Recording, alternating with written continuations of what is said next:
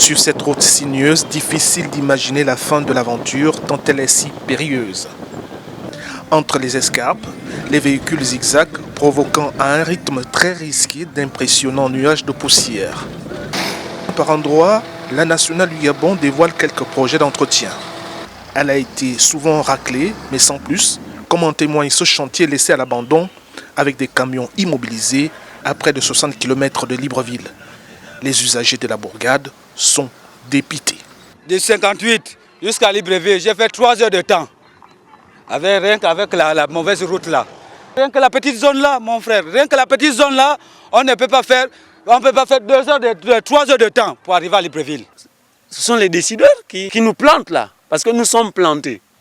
Nous sommes vraiment plantés. Les gros travaux de réhabilitation du réseau routier gabonais sont en passe de devenir des éléphants blancs. Pourtant, il faut juste un peu d'effort sur plus de 100 km pour soulager les automobilistes.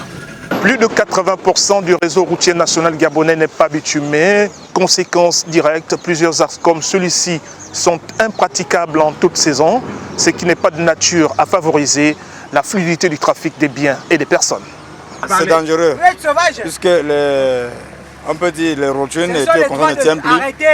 Mais c'est pas grave, on fait avec. On fait comment?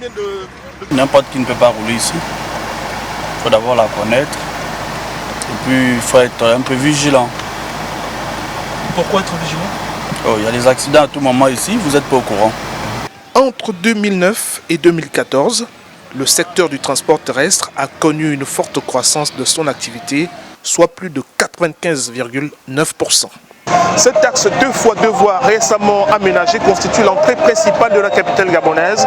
Elle est bien l'illustration que lorsque la volonté politique s'exprime, elle suffit à relever plusieurs défis. Ici, Libreville, Ismaël Obianzé pour Médé 1 TV Afrique.